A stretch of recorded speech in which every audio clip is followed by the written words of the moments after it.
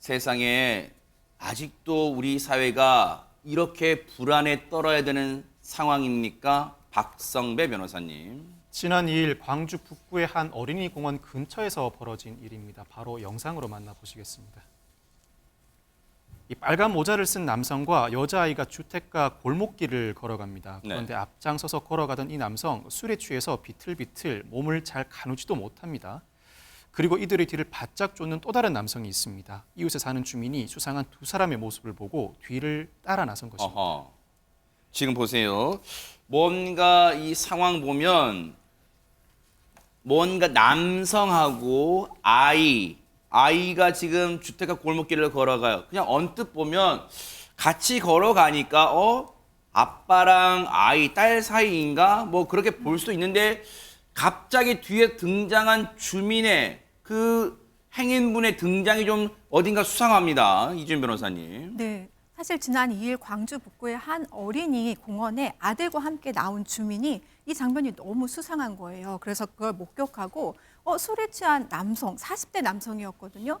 이 남성이 여아한테 자꾸 뭐 함께 걸어가고 있고 중간에 또 손도 한번 딱 잡으면서 좀 데려가는 것 같은 장면이 나와요. 근데 이거를 보니까 너무 수상하다 해서 그 사람한테 가서 가족이 맞냐라고 물어봤거든요. 그랬더니 남성이 자신은 친삼촌이다. 인형을 주려고 근처 집에 가고 있다라고 말을 했어요. 근데 아이한테 물어봤어요. 그랬더니 아이도 맞아요. 삼촌이 맞아요. 라고 대답을 했다고 해요. 이 아이랑 삼촌은 이 남성은 삼촌이라고 하는 이 남성은 주택가의 한 집에 들어갔다고 합니다.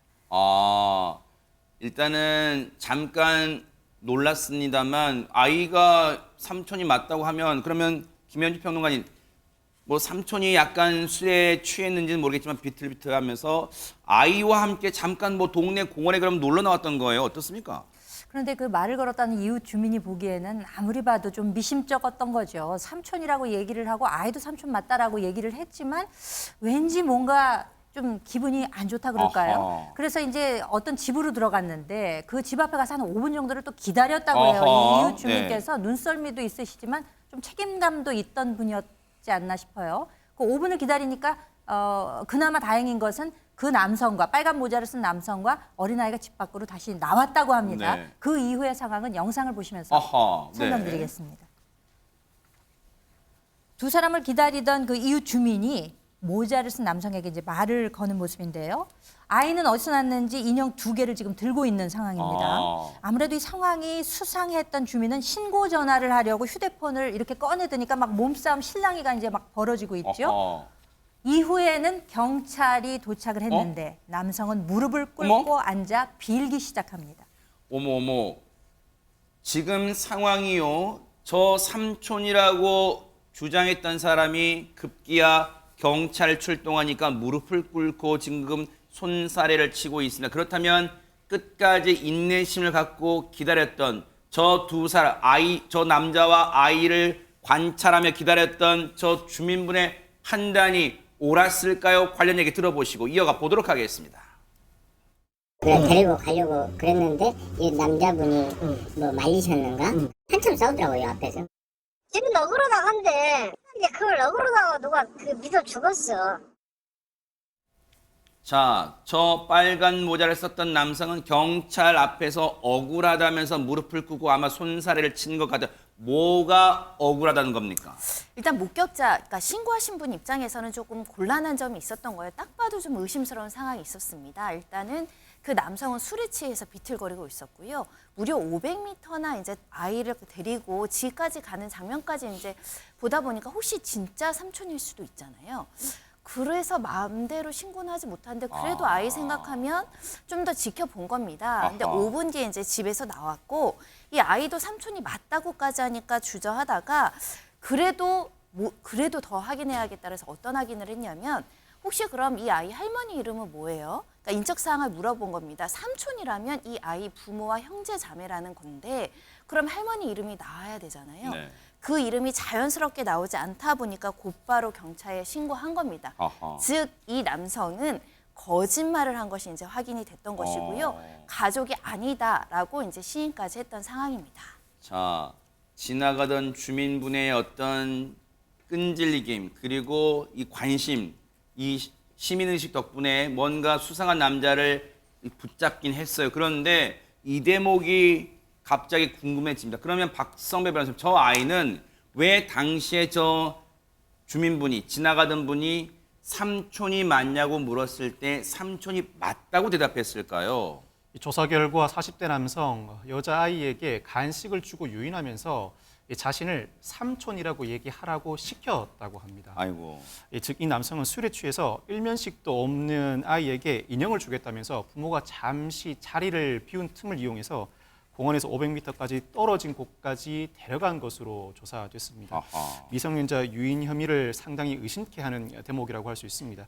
남성은 경찰 조사에서 횡설수설했다고 하는데 다만 인형과 종이 항만 주려했을 뿐이라고 진술을 했다고 합니다. 그렇지만 경찰은 이 남성을 미성년자 약취 유인 혐의로 구속영장을 신청하는 한편 정확한 범행 동기를 조사 중입니다. 아이가 13세 미만으로 상당히 어리고 유인한 장소가 주택과 어린이 공원으로서 그 위험성이 크다고 판단한 것으로 보입니다. 이 남성은 아동 대상 범죄나 성범죄 전력은 없지만 다른 전과가 있는 것으로 밝혀져 있습니다. 하하. 다른 전과는 있어요. 그런데 이지윤 변호사님, 혹시 이제 시청자분들 중에 아니 일단 그래도 저 지나가던 분 덕분에 무사히 아이가 가족의 품으로 인계가 됐는데 저 남자는 그리고 저 아이를 납치한 것도 아닌데 구속영장을 신청할 만한 사안인가 궁금하실 수도 있을 것 같아요. 네, 맞습니다. 사실 미성년자의 경우에는 보호자의 동의 없이 어디론가 데려가기만 하더라도, 즉 꿰어내기만 하더라도 형법 287조상 미성년자 유인죄에 해당합니다. 아, 그런 게 그래서 있어요. 네, 네. 10년 이하의 징역형에 처할 수 있는 큰 죄에 해당합니다. 아하.